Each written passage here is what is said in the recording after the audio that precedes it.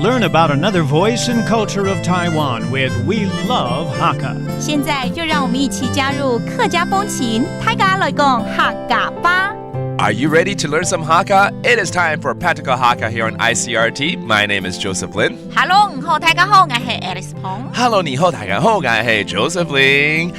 通常呢，我们说不舒服，可能会想到感冒啊，对，或者说发烧啊，但有时候不舒服，可能是身体别的地方不舒服吗？对啊，就像我刚刚看你走进录音室的时候，怎么觉得有一点不太顺的感觉哦？一跛一跛的吗？哎呦，穿新鞋了啦！被你发现了。That's right. When we say that I'm feeling unwell, a lot of times we think about, maybe someone catching a cold or having a fever, but maybe someone's foot is hurting and, she's feeling unwell. 刚刚讲了，这个月我们要教大家不舒服，用客语讲啦。来，不舒服怎么说？某怂怂。某怂怂 that means uncomfortable, okay, or unwell. 再讲一次。某怂怂。你真的听起来某怂怂你怎么了？讲到我的心声。对，我的脚很痛哦。我的脚很痛哦。你的脚就是脚咯。对。Okay, 脚 that means your foot. 很痛哦，就很痛啊。很痛哦。不是一点点而已，是很痛哦。Okay, like today, Alice is wearing a pair of new shoes. 感觉你脚应该不舒服哦。脚好痛啊。为什么呢？为什么？应该是走马街嘛。走马街。走马街 means why. It's actually very common to hear this. It just means why. 走马街 You hear this a lot. 走马街 Okay, 走马街 that means why.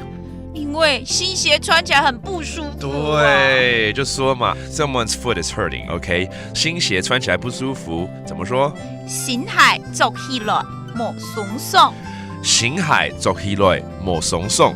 Okay, that means these are new shoes and it's a little uncomfy. Okay, 真的穿新鞋都需要一点时间让它浪一点啊，不管是前面啊还是后面后脚跟啊。磨那个后脚跟。All right, let's review some of these phrases. Okay, like 脚怎么说呢？脚。Okay, that is your feet or foot.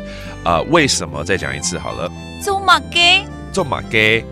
And then finally, new shoes. 新鞋。新鞋。新鞋。新的海啊，穿鞋不能进去海里面哦。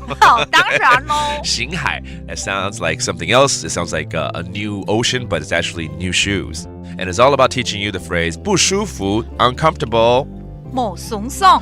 某松松，某松松就是我们教的不舒服嘛Once again, that means uncomfortable. Now you know that does it for today's Practical Hakka. 什么太嘎？俺只say 张来了。客家风情由客家委员会监制。We Love Hakka has been brought to you by the Hakka Affairs Council.